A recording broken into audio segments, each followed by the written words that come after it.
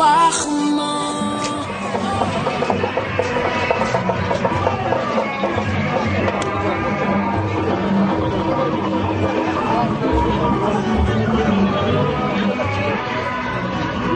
comme ni nga ko gisee nii campagne bi vraiment ñu ngi ko démarré par une caravane waaw caravane bi nag ñu ngi jël woo dëkk yëpp ñu jël pour wane les réalisations du président Macky Sall wane les réalisations du maire ministre de l'intérieur Aly Ngouille Ndiaye nga xam ne vraiment ñun waa Linguère dañu war a jóg ñëpp ndax ma ne sigil sargal ministre Aly Ngouille Ndiaye parce que li mu def yëpp jar nañu woteel Macky Sall gagné premier tour su Macky Sall gagné premier tour dañuy montré Linguère day gën a avancé rek Linguère day gën a jëm kanam rek kon ñu ngi population Linguère bi yëpp ñu génn vraiment campagne baa ngi caravane baa ngi nii li mooy suñu projet activité am na yeneen activité yoo xam ne ñu ngi koy def danañ ko def dans l'avenir suba incha allah ñu si tuddee fu ñu def benn caravane bu gën a màgg bii vraiment loolu laa woon pour l'instant.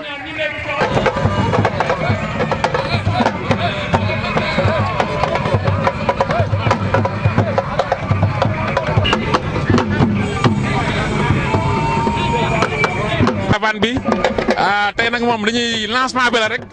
caravane bi dëgg suba la parce que Youssou Ndour mooy def caravane suba ñu war a nag moom suba ji 4 heures na ñëpp a génn ñu ànd ak Youssou Ndour def caravane bi tey dañuy commencé pour wan nit ñi ne campagne bi commencé na pour Macky Sall ñëpp jàppale ko ñëpp woteel ko ndax li mu liggéey ci Jolof lu mat sëkk la lu leer la lu ñëpp gis la jàppale Aly Ngouille ñëpp génn ñu mën a woteel Macky Sall mu gagné premier tour merci beaucoup.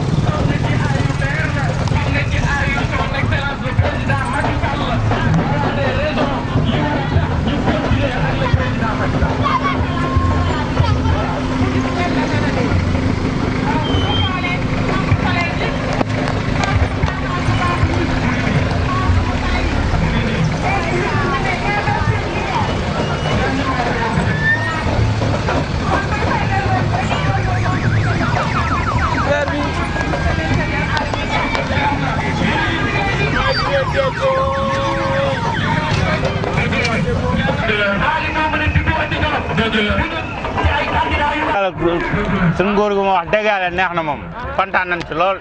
dëgg yàlla gis nañ suñu bopp bu baax a baax ñun taximaan yi moom wax vraiment gis nañ suñu bopp bu baax a baax a baax a baax a baax a baax bu baax a baax a baax a baax a baax vraiment kontaan nañ waaw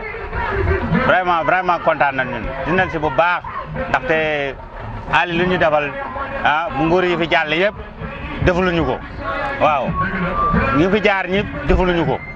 waaw ndaxte vraiment al yëkkati liy jar ay millions jox ñu ko ah ñu siy liggéey di jébbu suñu kër xam nga vraiment kontaan nan ñun vraiment kontaan nañ fi bu baax a baax a baax a baax gis nañ suñu bopp bu baax ñun taximaan yi waaw ñu ngi kontaan.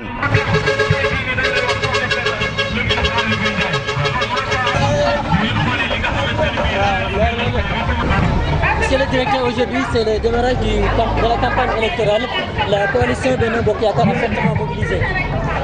Oui, effectivement, nous démarrons aujourd'hui la campagne pour l'élection de notre candidat, le président Macky Sall, dès le premier tour. Nous avons très fortement mobilisé. C'est juste une petite démonstration de force. Après, la vraie campagne va démarrer à partir de ce soir. Mais ce matin déjà, nous avons pu mobiliser toute la ville de Linguère. Nous avons pu mobiliser tous les responsables politiques de la commune de Linguère pour faire effectivement une marche à travers la ville pour faire connaître les réalisations du président Macky Sall. Mais il y a beaucoup, en tout cas surtout dans le département de Linguère, nous avons constaté que toutes les villes, tous les villages, toutes les communes sont maintenant désenclavées par des pistes. Ensuite, au niveau de l'eau, de l'élevage globalement, il y a eu plus d'une centaine de forages qui ont été réalisés dans les différentes communes. L'accompagnement des agricultures avec les semences et les intrants, l'accompagnement des éleveurs également en subventionnant les aliments de bétail, la réalisation de la route Touba-Linguère, la réalisation des pistes Linguère-Dolly, Linguère-Labgar, et bien d'autres réalisations.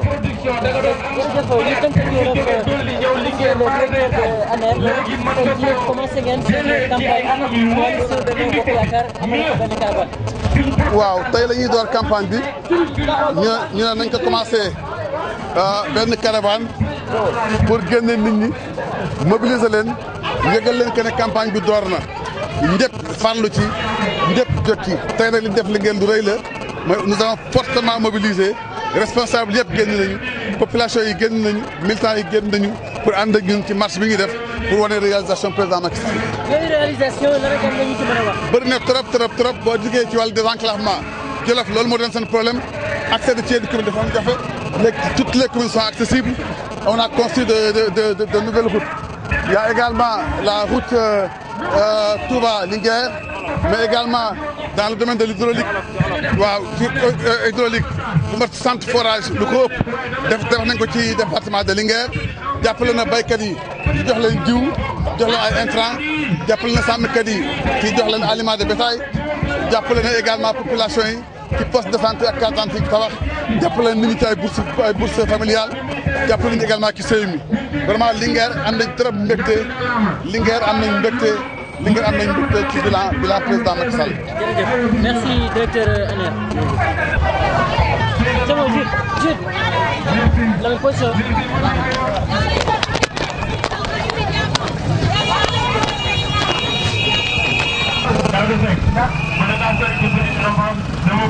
Fatou Bintou Diop première vice-présidente du conseil départemental de Linguère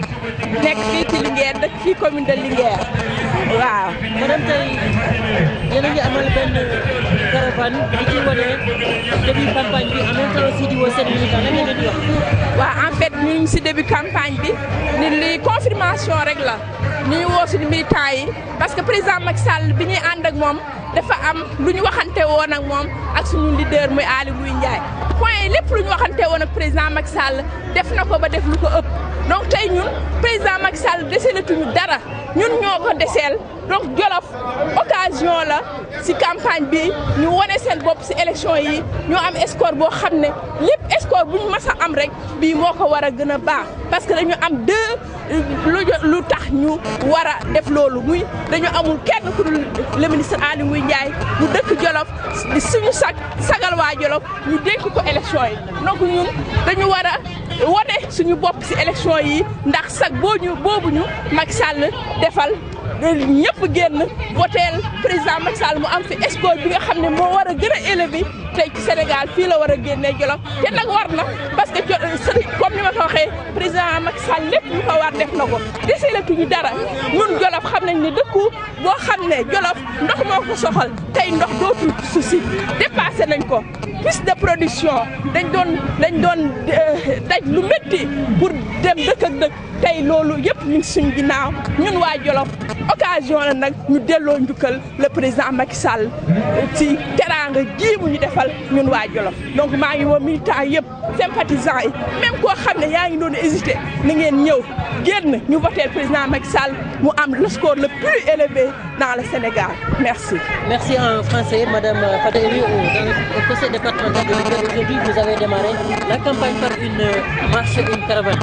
Effectivement, je suis la première vice-présidente du conseil départemental de Linguère. Nous avons démarré la campagne aujourd'hui par une caravane pour sensibiliser nos militants,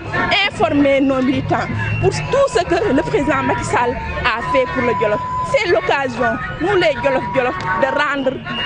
li ñuy wax naar ba xoromam mooy c'est-à-dire donner au président Macky Sall le meilleur score du Sénégal. Et surtout, il y a deux raisons qui doivent nous pousser à atteindre ces objectifs. Parce que le président Macky Sall, comme vous le savez, a mis notre leader, le ministre Ali Ngouille, ministre de l'Intérieur, qui va organiser ces élections. Donc c'est l'occasion, nous les Jolof, ne serait-ce que pour ça, de montrer au ministre Ali Ngouille que nous les Jolof, nous sommes derrière lui, nous le soutenons et nous serons toujours derrière lui. Quel appel faites-vous à la population? Quel appel faites-vous à la population? Une grande mobilisation. Une grande mobilisation. Ceux qui hésitaient encore, c'est l'occasion de sortir, de choisir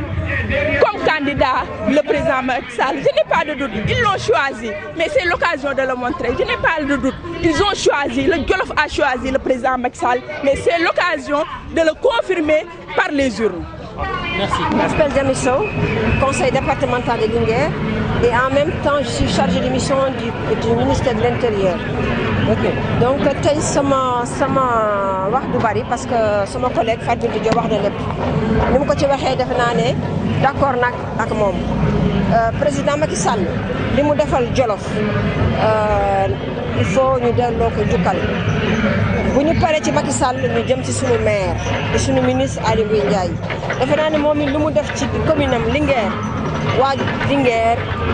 dañu war a génn delloo ko jukkal tey nag ñu ngi ci caravane boo xam ne macha allah xale yi génn nañ mag ñi génn nañ ñëpp génn nañ pour wane ne ñun Jolof kan mënuñu xar ñaar surtout commune de Linguère. Nous sommes derrière notre maire et notre ministre, M. Aly Ngouille Ndiaye. Je vous remercie beaucoup. Vous pouvez dire quelques mots en pulaar? Et que gongo ma lay pulaar kam ay lu muslimi min ka jami so métier conseil départemental de Linguère en même temps min woni chargé de mission Aly Ngouille Ndiaye ministre de l'Intérieur. Mbiyan mo han ko Fat Bintou wi ko mi jabi dum o gongo mum ko wi ko Macky Sall ko wi ko Aly Ngouille Ndiaye mi jabi dum parce que NPR dañ président baɗɗo autant de forage han sa yi wuram beetego Tordione e jeelel ñalbi ndiyam haɗami toon forage ɗini toon ɗum feera ko waɗe gila Senghor gila Abdou Diouf gila Ablaye Wade heɓeni toro forage uji ɓe korima dañ ka Macky Sall addi ɗum ɗo wadde noon miɗo toro e kore jaam haalpulaar ngare jalton kollon Macky Sall ononne on ɓuramon won gorɗo mbiɗa salmina yimɓe fof mbiɗa yetta yimɓe fof Jolof naaɓe noon jalti han ɓe kolliri ko Aly Ngouille Ndiaye woni ɗo wona Sonko wona Madické wona Idi ɗo ko Aly Ngouille Ndiaye jeeyi ɗo ko Aly Ngouille Ndiaye jeeyi Jolof ko Aly Ngouille Ndiaye jeeyi Linguère mbiɗa yetta fof bandiraɓam jalte goten Macky Sall on jarama jarajef merci la UTRDF pourquoi xam nga suñu bokk jàngalekat yi seen salaire yokk na te grâce au président de la dëgg la kon ñun xamatuñ dara boo ñëwee dans le domaine de l'infrastructure ñun au parlement suñu ministre yi occupé woon nañ poste bu nekk dans le domaine aérien dans le domaine de l'éducation amoon nañ ministre bu nekk dans le domaine de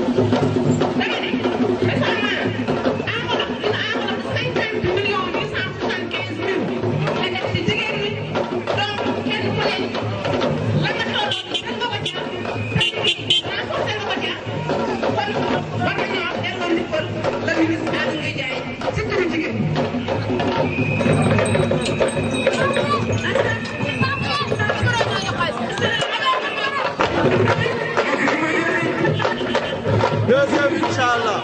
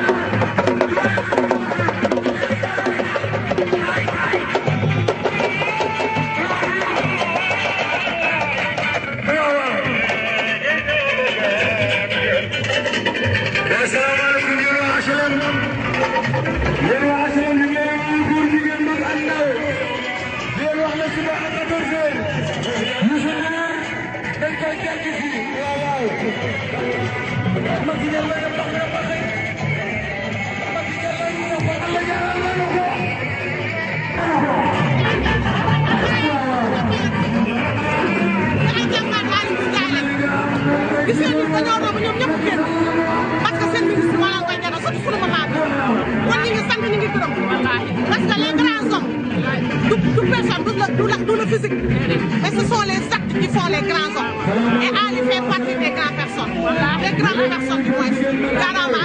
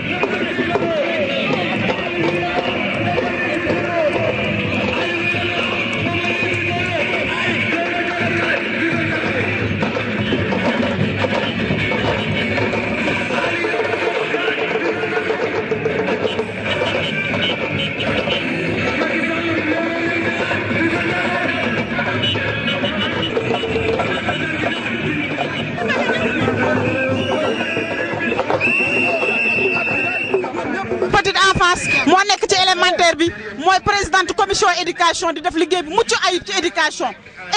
rek laa tënk mais ci domaine yëpp lay laal doyen Aly Ndiaye mi ngi noonu merci. waaw merci beaucoup Ramata waaw dama na nag tey vraiment dañu kontaan lool te xam naa ne ministre bu gisee lii vraiment tey dina xam ne Jolof ñu ngi ci ginnaawam dina xam ne tout le département ñu ngi ci ginnaawam rawatina la commune de Linguère mais mënuñu terminer sans ñu remercier vraiment le comité électoral ñu commencé ci le doyen Iboulo vraiment ñu ngi koy remercier bu baax waaye le doyen Aly Ndiaye mi ngi nii taxaw yaakaar naa ne bu Aly Ndiaye taxawee rek dafa mel ni Iboulo taxaw na mi ngi mel ne comité électoral bi yëpp taxaw nañu ndax ku ne xam na ne le doyen Aly Ndiaye moo fi nekk le coordonnateur boot ñëpp nag yaatal ñu di ñu teetee xamal ñu li xew ci dëkk bi vraiment ànd ak ñun ci liggéey bi te boddiwuñu siisuñu defuñu dara vraiment donc kon tey mënuñu wax te gërëmuñu le doyen Aly Ndiaye doyen merci beaucoup encore une fois doyen merci. maa ngi def mention spéciale aux femmes de la commune de Linguère toutes les femmes bàyyi ma kenn ñëpp def nañ ci seen xalaat def nañ ci seen jom def nañ ci seen fulla def nañ ci seen fayda koo ci woo mu ñëw koo ci woowul mu ñëw donc je lance un appel que femmes yi nañu gën a takku nañu gën a góorgóorlu ñu delloo njukkal le ministre Aly Ngouille Ndiaye xam na li mu def ci jigéen ñi vraiment lu rëy la mënatuma ci waxaat sax ndax wax nañ ci waxaat yi ku ne xam na ne financement yu mujj yi une enveloppe de 50 875 000 la donc kenn ku nekk tey gis nga ci sa bopp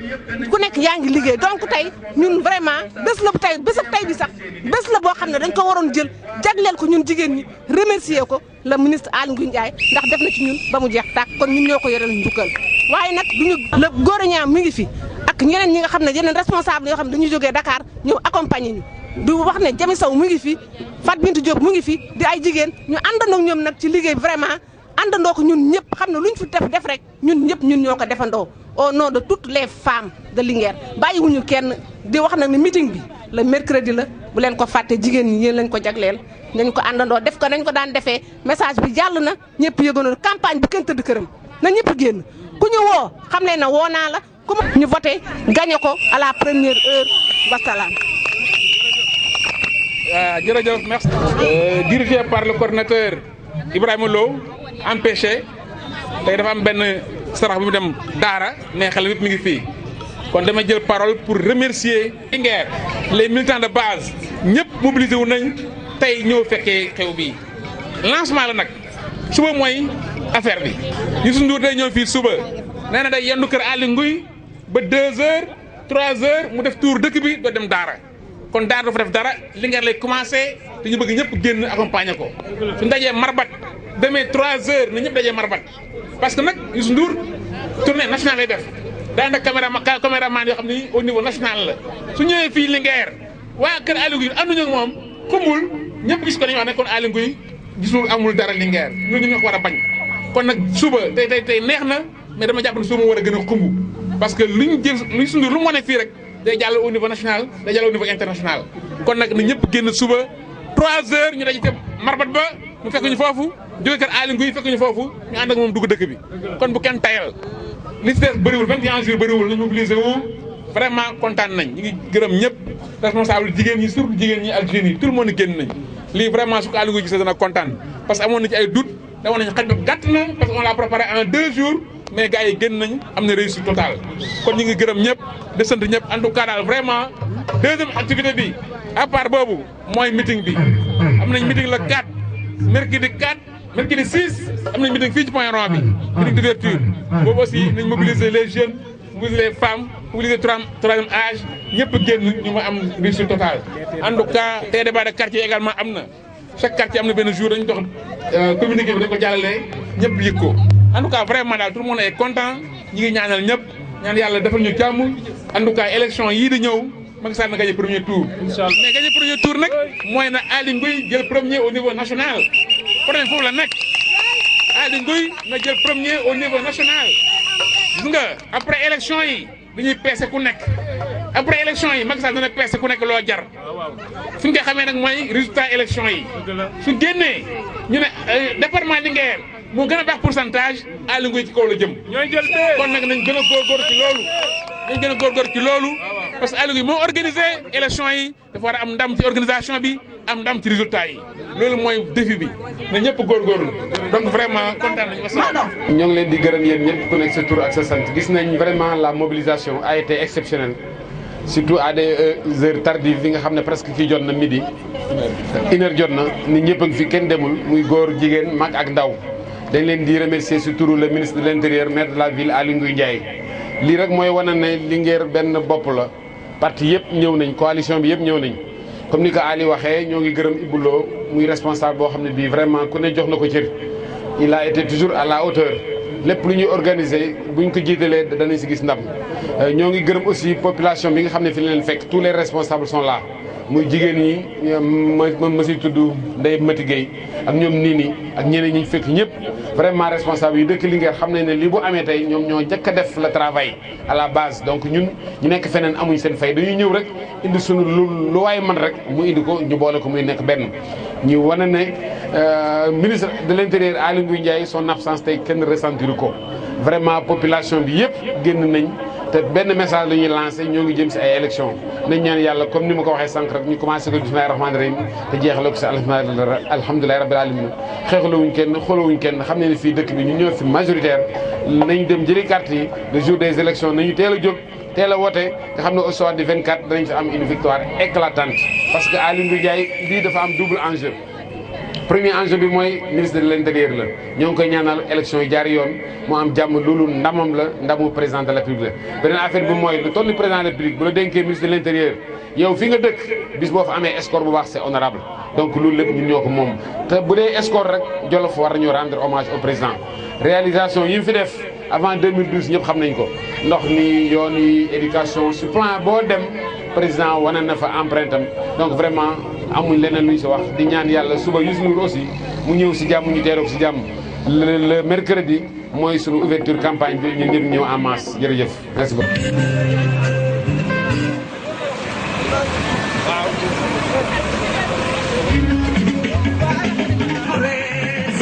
President,